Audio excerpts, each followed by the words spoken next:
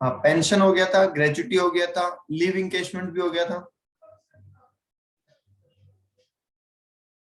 Leave इंकेशमेंट बता दीजिए, छुट्टियों के बदले पैसा हो गया था। उसके बाद में वीआरएस और रिट्रेंचमेंट हो गया था क्या? वॉलेंटरी रिटायरमेंट स्कीम और रिट्रेंचमेंट कॉम्पनसेशन।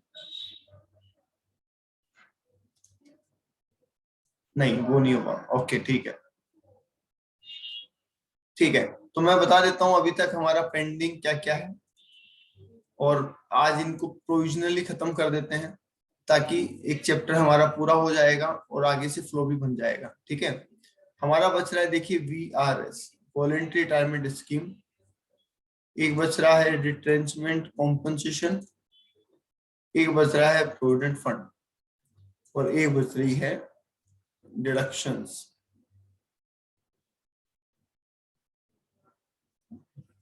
ठीक है, ये बच रहा है।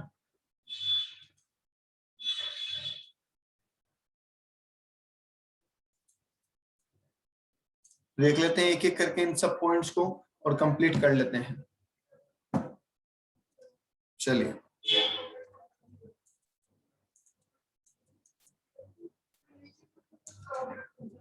सबसे पहला पॉइंट आ रहा है वीआरएस, वॉलेंटरी रिटायरमेंट स्कीम। देखिए, वीआरएस का मतलब क्या होता है?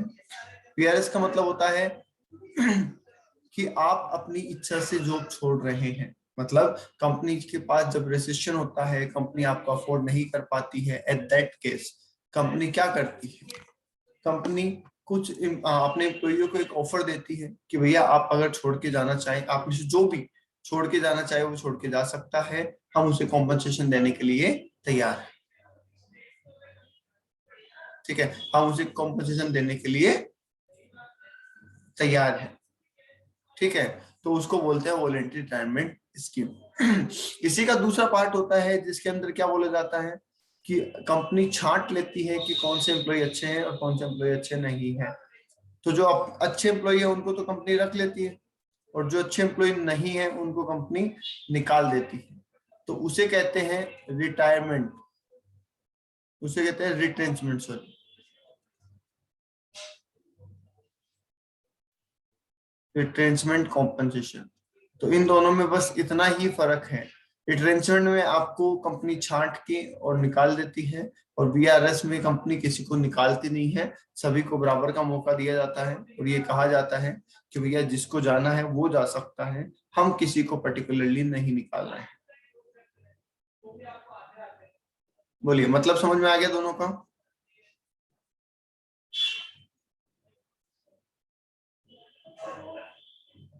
ठीक है, अब बात कर लेते हैं हम टैक्सेबिलिटी की, कि सर टैक्सेबिलिटी कैसे होगी इनकी। तो टैक्सेबिलिटी पे देखिए, सबसे पहले हम बात कर रहे हैं वीआरएस। वीआरएस की टैक्सेबिलिटी करने के लिए आपको क्या करना है?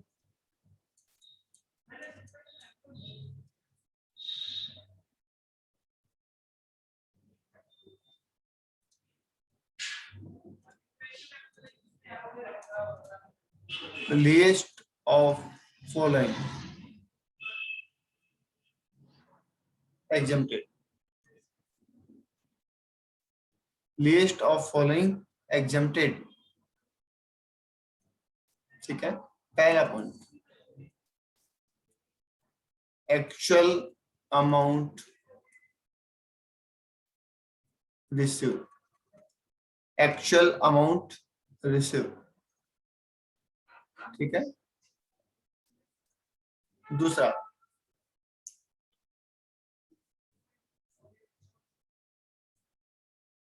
सैलरी इनटू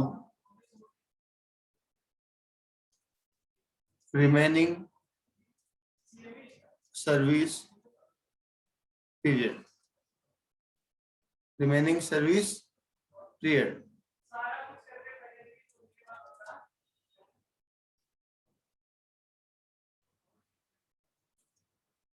ठीक है, नेक्स्ट पॉइंट,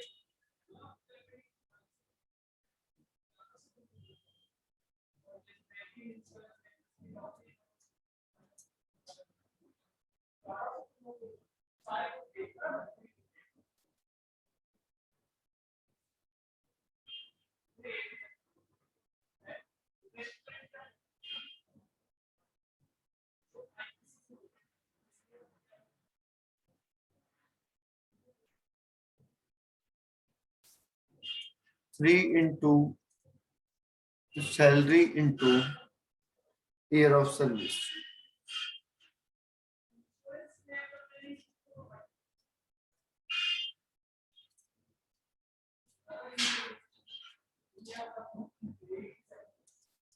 और मैक्सिमम 5 लाख रुपए, मैक्सिमम 5 लाख। तो जैसे अपन ने ग्रेचुइटी में 3 चीजें निकाली थी, वैसे यहाँ पे अपने को 5 चीजें निकालनी है। हाँ, 4 चीजें निकालनी है, और चारों में जो सबसे कम होगा वो हमारे लिए टैक्स फ्री होगा। ओके,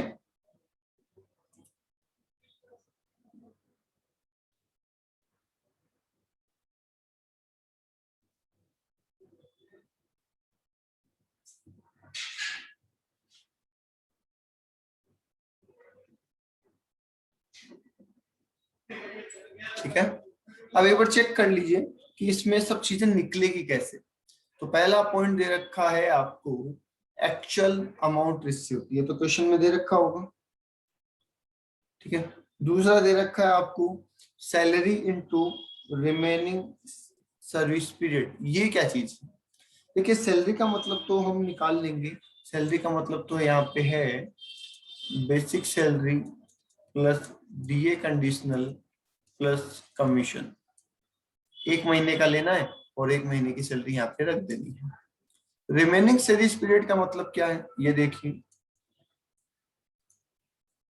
रिमेनिंग सर्विस पीरियड का मतलब है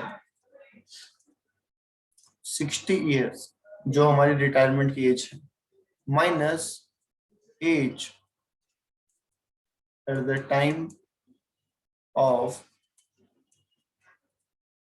रिटायरमेंट। मतलब जिस दिन आप रिटायर हो रहे थे तब आपकी एज क्या थी, जिस दिन आप रिटायर हो रहे थे तब आपकी एज क्या थी,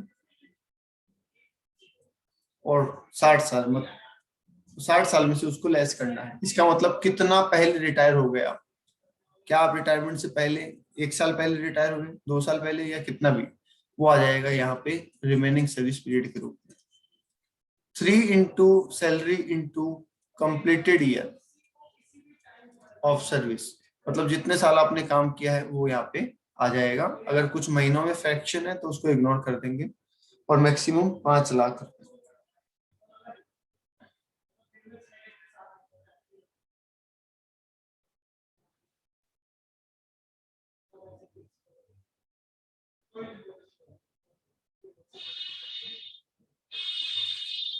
बोलिए, क्लियर है?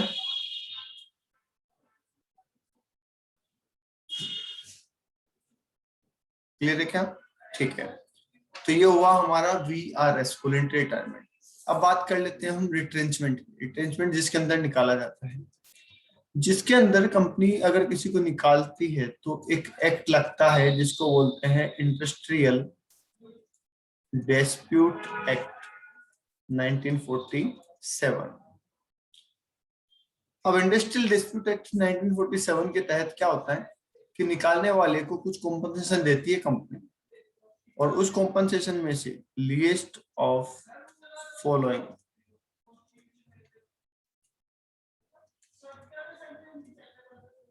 एग्जम्प्टेड। तो पहला पॉइंट इसमें क्या लिखना होता है, एक्चुअल अमाउंट रिसीव। पहला पॉइंट तो कॉमन है।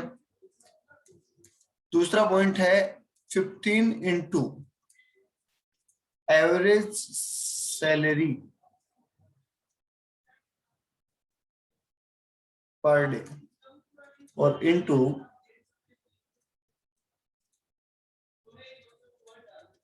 ईयर ऑफ सर्विस, ठीक है। और तीसरा पॉइंट आ गया मैक्सिमम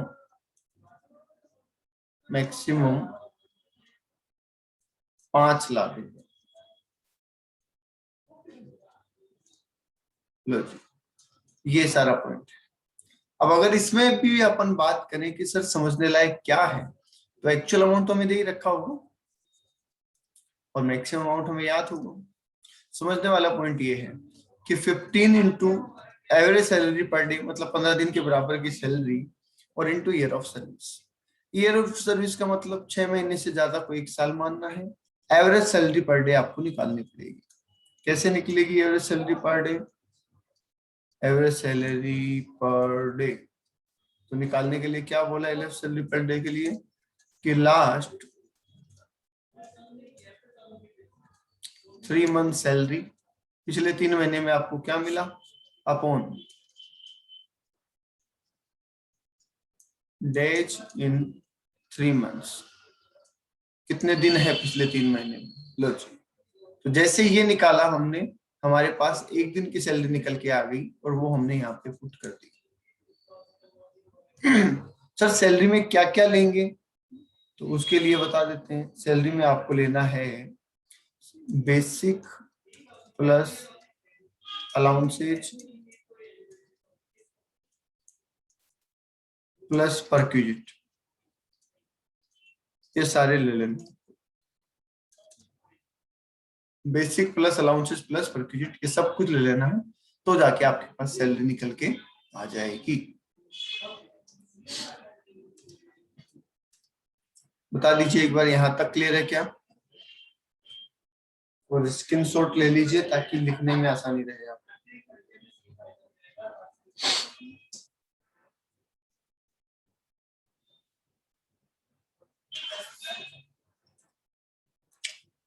ठीक है,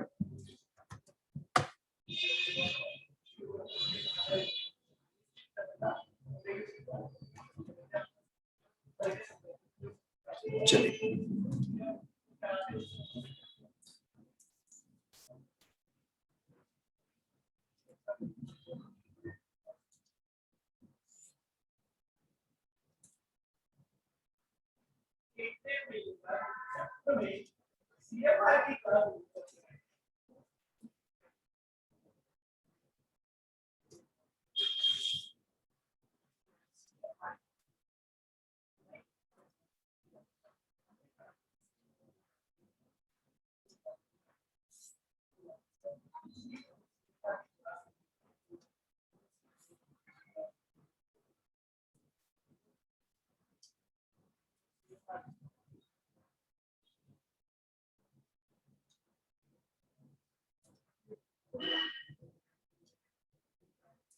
ओके, तो समझिए, देखिए 5 तरीके के फंड हैं हमारे पास। 5 तरीके के प्रोविडेंट फंड हैं हमारे पास। पहला है SPF, जिसको बोलते हैं स्टैट्यूटरी प्रोविडेंट फंड। दूसरा होता है RPF, जिसको बोलते हैं रिकॉग्नाइज प्रोविडेंट फंड। फिर है URPF, जिसको अनरिकॉग्नाइज प्रोविडेंट फंड बोलते हैं। फिर PPF, पब्लिक प्रोविडेंट फंड। और फिर सुपर एन्युएशन फंड। ये 5 तरीके के फंड हैं हमारे पास प्रोविडेंट फंड के नाम। ठीक है, अब आप कहोगे कि सर कि 5 फंड क्यों हैं, इनमें अलग अलग डिफरेंस क्या है? थोड़ा सा मैं डिफरेंस बता देता हूँ हल्का सा। स्टेच्यूटरी प्रोविडेंट फंड जो है, ये गवर्नमेंट एम्प्लॉय के फंड होते हैं, जैसे पुलिस के, आर्मी के, उन सब के फंड इसमें कवर होते हैं। RPF फंड वो फंड है जो अप्रूव्ड है बाय इनकम टैक्स कमिश्नर और PF कमिश्नर। प्रोविडेंट फंड का कमिश्नर और इनकम टैक्स के कमिश्नर ने जिस फंड को अप्रूव किया है उसे कहते हैं हम RPF। जो अनअप्रूव्ड फंड है उसे कहते हैं URPF, जो कि अनअप्रूव्ड है। पब्लिक प्रोविडेंट फंड, ये तो ओपन फंड है, कोई भी इसमें पैसा लगा सकता है, चाहे वो जॉब में है और चाहे वो जॉब में नहीं है। और सुपर एन्युएशन फंड, अब सुपर एन्युएशन फंड मतलब एन्युटी, ये एन्युटी के लिए होता है कि हर साल रिटायरमेंट पे आपको कुछ थोड़ा थोड़ा अमाउंट मिलता रहेगा, उसके लिए होता है सुपर एन्युएशन फंड। बताइए, क्या ये चारों पांचों फंड के बारे में जानकारी समझ में आ गई आपको?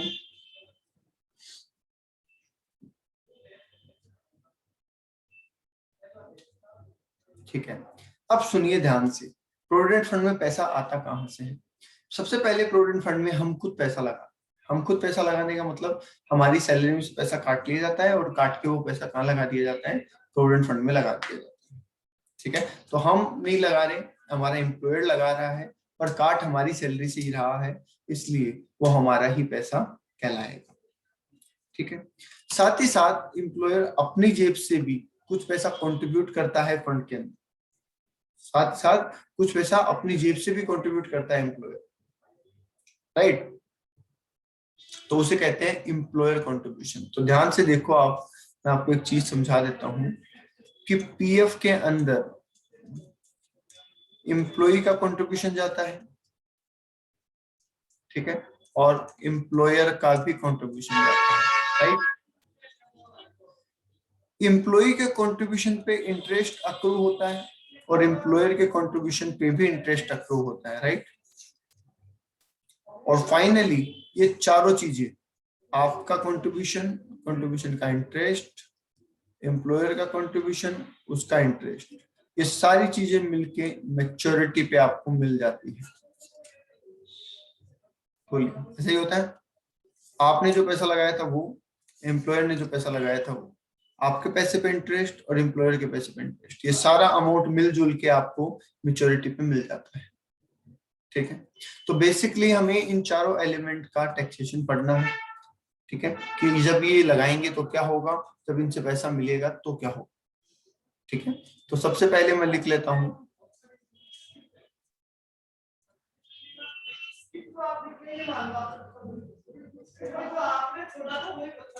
Employ contribution. सबसे पहले क्या है, एम्प्लॉय कंट्रीब्यूशन। एम्प्लॉय कंट्रीब्यूशन मतलब एम्प्लॉय ने खुद ने पैसा लगाया। ठीक है, अब जब एम्प्लॉय ने खुद ने फंड में पैसा लगाया तो क्या वो एम्प्लॉय की इनकम है। जब एम्प्लॉय ने खुद ने पैसा लगाया तो क्या वो एम्प्लॉय की इनकम है।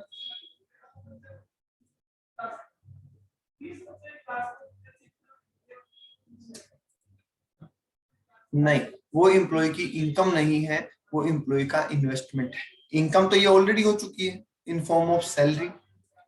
जब आपने पैसा कमाया सैलरी के रूप में 50,000 रुपये महीना, और उसमें से अगर 5,000 रुपए कट रहे हैं टीडीएस पीपीएफ के नाम पे या आरपीएफ के नाम पे, और वो 5,000 रुपये आपके प्रोविडेंट फंड अकाउंट में जा रहे हैं, तो जाहिर सी बात, आप सैलरी को पहले ही 50,000 टैक्सेबल कर चुके हैं, तो ये 5,000 रुपये अलग से टैक्सेबल आपके नहीं होंगे। ये तो आपका इन्वेस्टमेंट हो रहा है।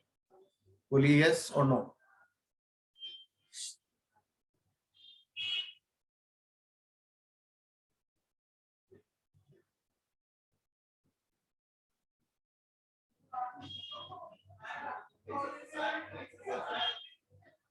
बोलिए भी यस और नो। ठीक है, तो इसका मतलब हम जब पैसा लगाएंगे कौन प्रोविडेंट फंड के अंदर, किसी भी प्रोविडेंट फंड में, तो वो हमारा इन्वेस्टमेंट होगा, और जब वो हमारा इन्वेस्टमेंट होगा तो हमें 80C में छूट मिलेगी, उसकी डिडक्शन मिलेगी 80C में, राइट। ओके, एक सेकंड चालू रखिए।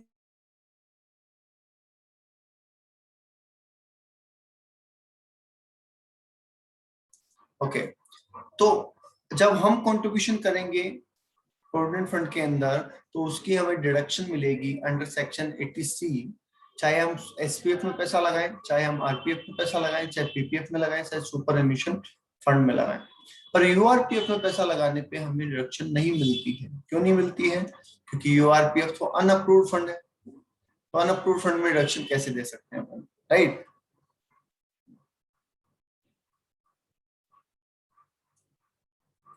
ओके, इसके बाद आ जाइए आप एम्प्लॉयर कंट्रीब्यूशन। तो बताइए, एम्प्लॉयर कंट्रीब्यूशन हमारी इनकम है या नहीं है? अगर एम्प्लॉयर हमारे फंड में पैसा लगाता है तो वो हमारी इनकम है या नहीं? यस, वो तो हमारी इनकम है, क्योंकि वो हमें एडिशनल बेनिफिट हो रहा है। ठीक है, वो तो हमें एडिशनल बेनिफिट हो रहा है। यस, पर सुपर स्टेच्यूटरी प्रोविडेंट फंड के अंदर, क्योंकि ये फंड गवर्नमेंट एम्प्लॉय के लिए है, तो इसमें अगर गवर्नमेंट ने पैसा कंट्रीब्यूट किया है तो वो क्या है, एग्जम्प्ट है। वो पैसा क्या है, एग्जम्प्ट है, मतलब इनकम तो है पर टैक्स फ्री इनकम है। ठीक है, प्राइवेट एम्प्लॉय के केस में है, तो जितना पैसा एम्प्लॉयर कंट्रीब्यूट करता है वो हमारे फायदा है, और इसलिए हम उसको टैक्सेबल कर रहे हैं। पर इसमें से भी हमें कुछ टैक्स फ्री किया गया, कितना? 12% ऑफ सैलरी के 12% के बराबर आपको टैक्स फ्री किया गया है। दैट मीन्स एम्प्लॉयर जितना भी पैसा आपके अकाउंट में लगाएगा उसमें से 12% ऑफ सैलरी के बराबर तो टैक्स फ्री है, और बैलेंस अगर कुछ बचता है तो टैक्सेबल है। फॉर एग्जाम्पल, अगर ऐसा लिखा हुआ है कि एम्प्लॉयर ने 15% ऑफ सैलरी कॉन्ट्रीब्यूट किया, तो 12% टैक्स फ्री है, 3% टैक्सेबल होगा। ओके। यूआरपीएफ में भी एम्प्लॉयर पैसा लगा सकता है, बट उसका ट्रीटमेंट मेच्योरिटी पे होगा, अभी कोई ट्रीटमेंट नहीं होगा, क्योंकि इनकम टैक्स वाले कहते हैं कि जब हम इस फंड को पहचानते ही नहीं है, ये अप्रूव फंड ही नहीं है, तो इसका तो पूरा ट्रीटमेंट हम कब करेंगे? मेच्योरिटी पे करेंगे, राइट। पीपीएफ में पैसे लगाता ही नहीं है एम्प्लॉयर, ठीक है, एम्प्लॉयर पीपीएफ में पैसे नहीं लगाता है, तो नॉट अप्लीकेबल। सुपर एन्युएशन फंड में अगर एम्प्लॉयर ने पैसे लगाए हैं तो 1,50,000 रुपए साल के, 1,50,000 रुपए तक तो एग्जम्प्ट है, और बैलेंस जो होगा वो टैक्सेबल होगा। लो जी, बोलिए आगे बात समझ में, दोबारा सुन लीजिए। अगर एम्प्लॉयर ने हमारे अकाउंट में पैसे लगाए हैं तो एसपीएफ के केस में टैक्स फ्री होगा, आरपीएफ के केस में 12% तक टैक्स फ्री होगा, बैलेंस टैक्सेबल होगा। यूआरपीएफ का ट्रीटमेंट मैच्योरिटी पे करेंगे, पीपीएफ में पैसा लगाया नहीं जाता इसलिए ट्रीटमेंट करने की जरूरत नहीं है, और सुपर एन्युएशन फंड में 1,50,000 तक का कॉन्ट्रीब्यूशन टैक्स फ्री है, उससे ऊपर का कॉन्ट्रीब्यूशन टैक्सेबल है।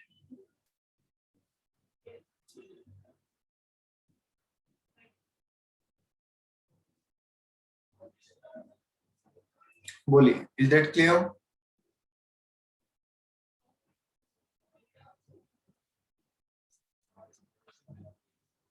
ओके, अब आगे देखिए, अब क्या बचा?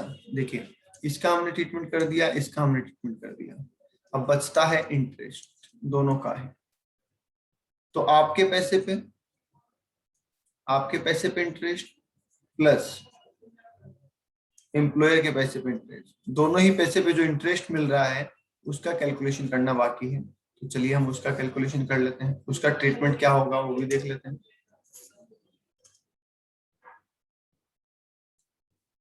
तो लिख रहे हैं इंटरेस्ट ऑन कॉन्ट्रीब्यूशन, दोनों ही।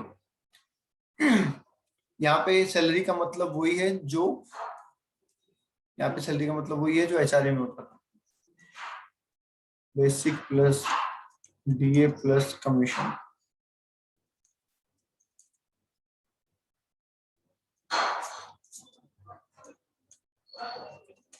ओके, चलिए, इंटरेस्ट की अगर हम बात करें तो गवर्नमेंट एम्प्लॉय को तो ऐसी बात है एग्जम्प्ट है, हमारे लिए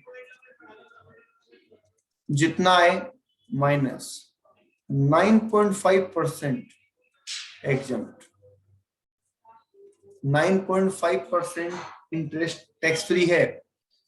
अब यहाँ पे एक पॉइंट समझने वाला है कि मान लीजिए आपको बोला हुआ है कि आपको 12% इंटरेस्ट मिलता है 12,000 रुपये, ध्यान से सुन लेना, 12% इंटरेस्ट मिलता है 12,000 रुपये, तो कितना अमाउंट टैक्स फ्री होगा?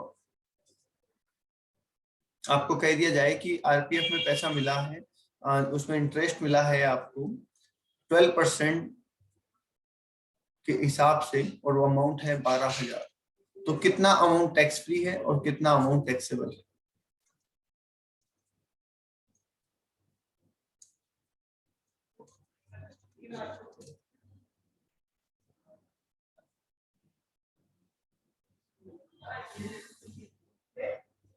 तो आप कहेंगे कि 12,000 मुझे मिला, कितने परसेंट से?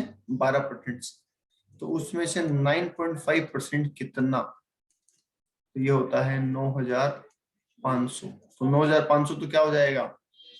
टैक्स फ्री, और 2,500 रुपए क्या हो जाएगा?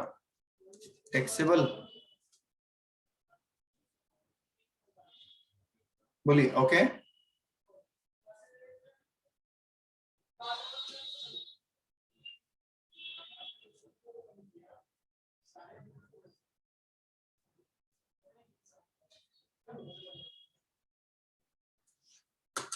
12% इंटरेस्ट मिला 12,000 रुपए, तो उसमें से 9.5%, 9,500 रुपए टैक्स फ्री है और 2,500 रुपए टैक्सेबल है। ये मैंने इसलिए बताया कि कई बार गलती क्या हो जाती है कि आप 12,000 का 9.5% निकाल देते हैं, जितना इंटरेस्ट मिला होता है उसका 9.5% निकाल देते हैं, जो कि गलत हो जाएगा। इंटरेस्ट का 9.5% नहीं है, इंटरेस्ट में से 9.5% टैक्स फ्री है, राइट।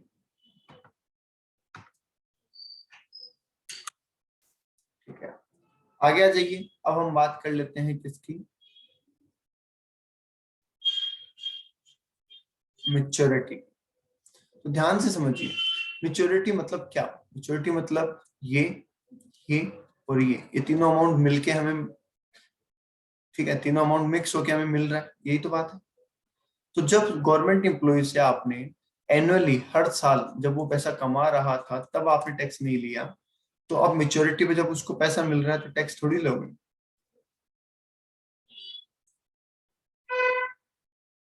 ठीक है, दूसरी बात आ जाइए आरपीएफ की। आरपीएफ में आपने हर साल अक्रूवल बेसिस पे 12% ऑफ सैलरी को तो माफ किया, और 12% ऑफ सैलरी से ज्यादा जो भी कमाएगा उस पर टैक्स चार्ज कर लिया। इंटरेस्ट 9.5% तो माफ किया, उससे ऊपर जो कमाएगा उस पर टैक्स चार्ज कर लिया। तो इसका मतलब आपने एनुअल टैक्सेशन कर दिया है। तो क्या मेच्योरिटी पे दोबारा टैक्सेशन करेंगे आप? नहीं, मेच्योरिटी पे दोबारा टैक्सेशन नहीं करेंगे क्योंकि एक बार हो चुका है। ठीक है, पीपीएफ का इंटरेस्ट टैक्स फ्री होता है। जब हमने पैसा लगाया था तब डिडक्शन मिल गई थी, एम्प्लॉयर पैसे लगाता नहीं है, तो इसकी मेच्योरिटी भी क्या होती है, एग्जम्प्ट। सुपर एन्युएशन फंड का इंटरेस्ट भी एग्जम्प्ट और मेच्योरिटी भी एग्जम्प्ट। यूआरपीएफ का ट्रीटमेंट हम मेच्योरिटी पे करते हैं, तो जाहिर सी बात है अब हमें मेच्योरिटी पे यूआरपीएफ का ट्रीटमेंट करना पड़ेगा। पहले बता दो एक बार, यहां तक की टेबल समझ में आती है क्या? इसमें सबसे ज्यादा ध्यान रखने वाली चीज है ये,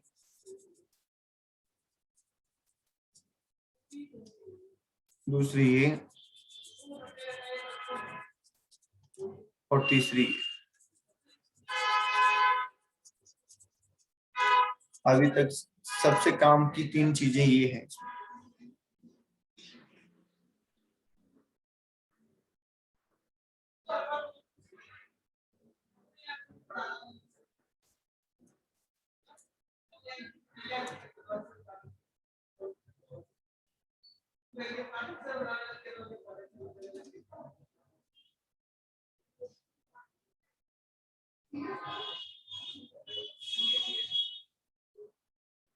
बोलिए, यहाँ तक कोई डाउट है तो बोल दीजिए।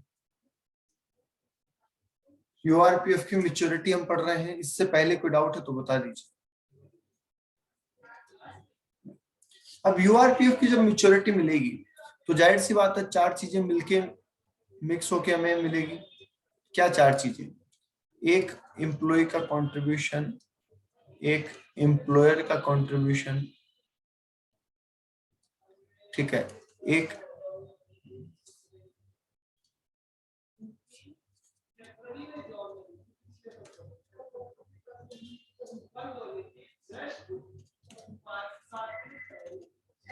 इंटरेस्ट ऑन एम्प्लॉय कंट्रीब्यूशन, और दूसरा बोल रहे हैं इंटरेस्ट ऑन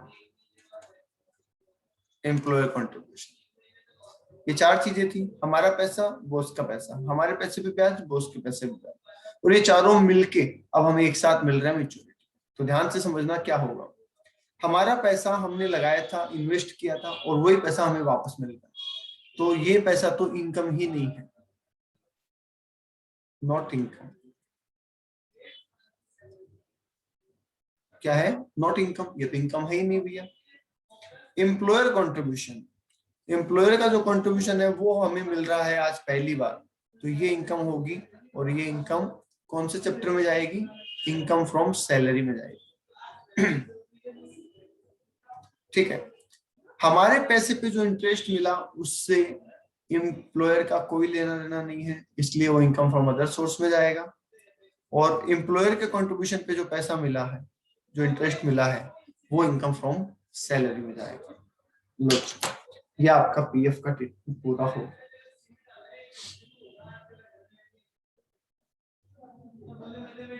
बोलिए।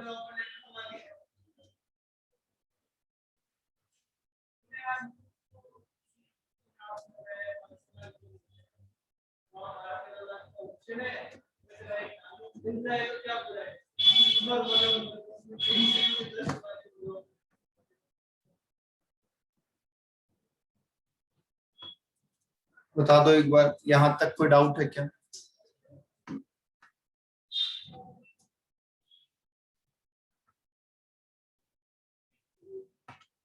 नहीं है। अब इस चैप्टर में थ्योरेटिकली हमारी एक ही चीज बची है और वो है डिडक्शंस, राइट? वो है डिडक्शंस। चलिए, क्वेश्चंस कितने कर लिए थे हमने?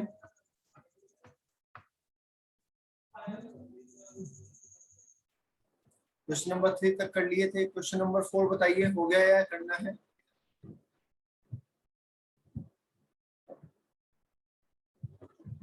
नहीं हुआ था? चलिए, क्वेश्चन नंबर 4 कर रहे हैं हम। Mister Bhanu is working in Jebra Limited since last 25 year 9 months. Company allow 2 months leave for every completed year. हर साल के लिए 2 महीने की लीव अलाउ हो जाती है to its employee. During the job, he had availed 20 months leave. इन्होंने कितनी छुट्टियां ले ली? 20 महीने की छुट्टियां ले ली। At the time of retirement, जब वो रिटायर हुए, कब? 10 अगस्त 2020 को, तो उनकी सैलरी, उनको क्या मिला? 1,50,000 रुपए मिले छुट्टियों के बदले में। लीव इंकेसमेंट कितना मिला? 1,50,000। एज ऑन दैट डेट, जिस दिन वो रिटायर हुए उस दिन उनकी सैलरी थी 5,000 रुपए महीना, डीए था 2,000 रुपए महीना, और कमीशन था 5% ऑफ टर्नओवर। साथ ही साथ फिक्स कमीशन था 2,000 रुपए महीने का, और टर्नओवर जो उन्होंने पूरे साल में किया वो था 5 लाख रुपए। मतलब 5 लाख का 5% पूरे साल में उनको मिला। भानु को इंक्रीमेंट मिला 1,000 रुपए का 1 जनवरी 2020। ये 1 जनवरी 2020 पुरानी डेट है, ठीक है। और 500 रुपए का डीए के अंदर इंक्रीमेंट मिला। आपको लीव इंकेसमेंट निकालना है, आपको लीव इंकेसमेंट निकालना है। तो देखिए, सुनिए क्या है। आपको ये करना है कि list of following example, right? List of the following example. पहला पॉइंट इसमें आपको लिखना था एक्चुअल अमाउंट रिसीव। कितना पैसा मिला आपको छुट्टियों के बदले में? तो हमें यहाँ पे दे रखा है कि आपको 1,50,000 मिला, तो इसका मतलब एक्चुअल अमाउंट तो हो गया हमारा 1,50,000। ठीक है। दूसरा आ जाइए। दूसरे पॉइंट में बोला एवरेज सैलरी इनटू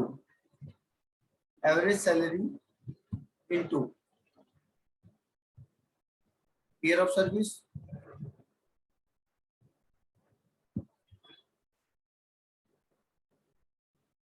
हाँ नहीं, सॉरी,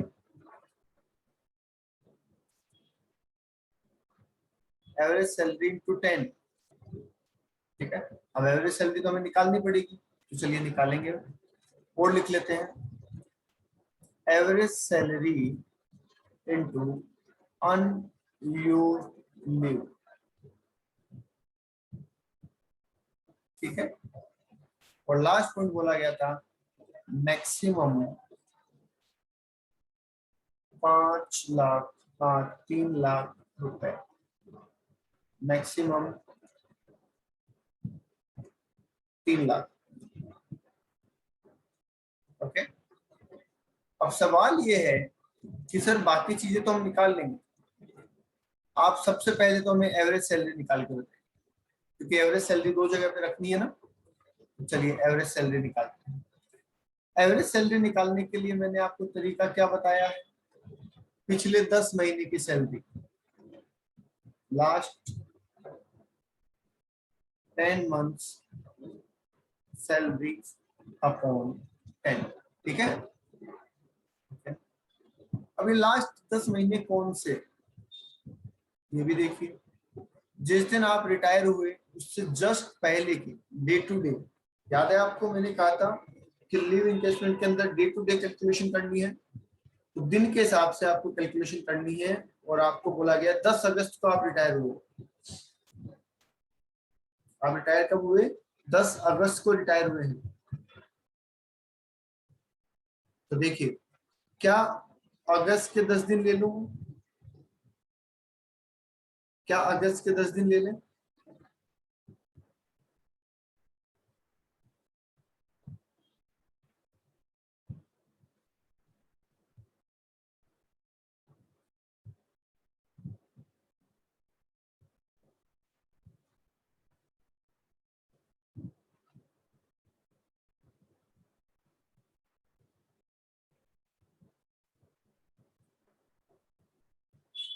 ओके, तो अगस्त के तो हमने 10 दिन ले लिए, जुलाई पूरा ले लिया, 1 2 3 4 5 6 7 8 9, नवंबर तक के हमने पूरे महीने ले लिए। अब अक्टूबर में कितने दिन होते हैं? 31st, जबकि उसमें से 10 दिन हम ऑलरेडी ले चुके हैं अगस्त के, तो यहाँ पे हम लेंगे 21 अक्टूबर। समझ में आ गया आपको? अक्टूबर में डेज है 31, जिसमें से 10 दिन हम अगस्त के ले चुके हैं ऑलरेडी, इसलिए अक्टूबर के कितने दिन ले रहे हैं हम? 21 ही ले रहे हैं। ओके, अब इसमें लेना है basic plus DA plus commission, तीन ही चीजें लेनी है।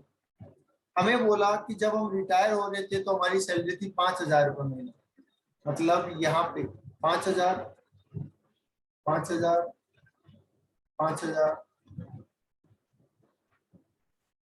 ऐसे 5,000 रुपये महीना हमारी सैलरी थी, ठीक है। आगे लिखा है कि 1 जनवरी 2020 से हमारी सैलरी 1,000 बढ़ी थी, इसका मतलब क्या उससे पहले 4,000 थी? बोलो, ये बात समझ में आती है?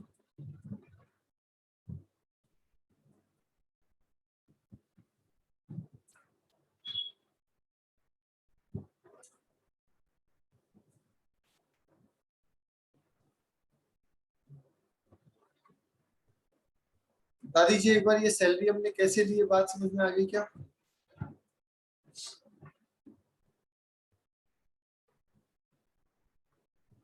जिस टाइम रिटायर हो रहे थे तब मिल रहा था 5,000, पिछले साल हमारा 1,000 बढ़ा था, इसलिए उससे पहले मिल रहा था 4,000। अक्टूबर में हम 21 दिन की सैलरी ले रहे हैं और अगस्त में हम 10 दिन की सैलरी ले रहे हैं। सेम तरीका लगेगा डीए के ऊपर, यहाँ पे हमें मिल रहा था 2,000,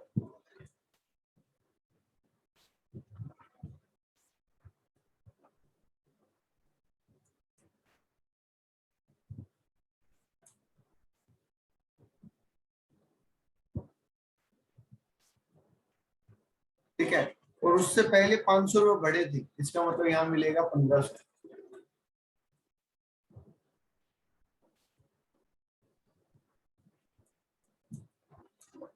ठीक है। और कमीशन जो है वो तो पूरे साल बराबर ही मिला है, तो हम ले लेंगे 5,00,000 का 5% इंटू 10/12, सीधा 10 महीने का आ जाएगा। तो देखिए 10 महीने की सैलरी ले ली हमने, ठीक है, 10 महीने का डीए ले लिया और 10 महीने का कमीशन ले लिया, तीनों को जोड़ लीजिए, तीनों को जोड़ लीजिए और डिवाइड बाय 10 कर दीजिए, तो आपके पास एवरेज सैलरी निकल के आ जाएगी। बोलो, आ जाएगी?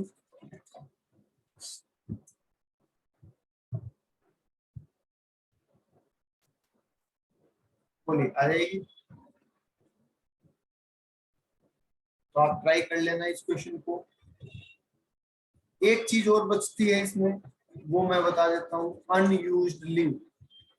अनयूज्ड लीव में आपको याद होगा मैंने एक टेबल बनाना बताया था आपको लास्ट क्लास में जब हमने पढ़ा था, तो मैंने एक टेबल बनानी बताई थी आपको अनयूज्ड लीव के लिए, जिसमें हमने लिखा था एच पर कंपनी और एच पर इनकम टैक्स।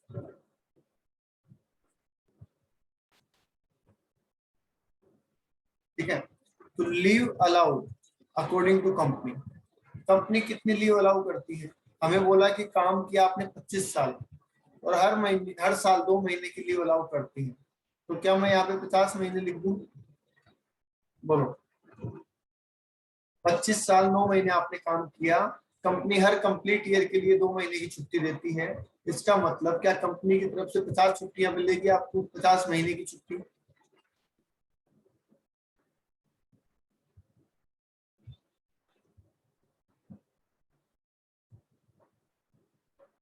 बोल दो, रिजेक्ट किया हो?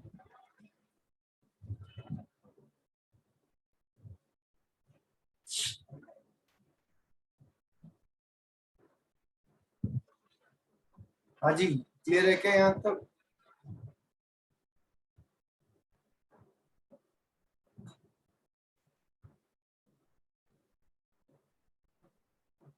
ओके, अब इन्होंने छुट्टियां ले ली कितनी, देखो यहाँ लिखा हुआ है लीव अवेल 20 मंथ्स, अवेल 20 महीने की छुट्टियां इन्होंने ले ली, तो इनकी छुट्टियां बचती कितनी है, 30 महीने की, आउटस्टैंडिंग बचती है 30 महीने की, उसके बदले में इनको पैसा मिल गया। अब इनकम टैक्स के हिसाब से आ जाओ, इनकम टैक्स के हिसाब से अलाउ कितनी है छुट्टियां, एक साल में एक महीना, तो 25 साल में कितनी छुट्टियां अलाउ होती है, 25 महीने, उसमें से ले ली कितनी इन्होंने, 20 महीने की छुट्टी, तो इसका मतलब अनयूज्ड लीव कितनी है, 5 महीने की। लो बस हो गया काम।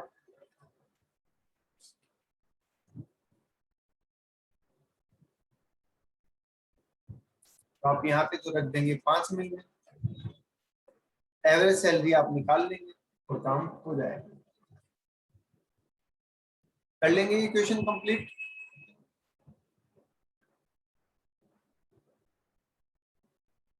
बोलिए, क्या ये क्वेश्चन कंप्लीट कर लेंगे आप?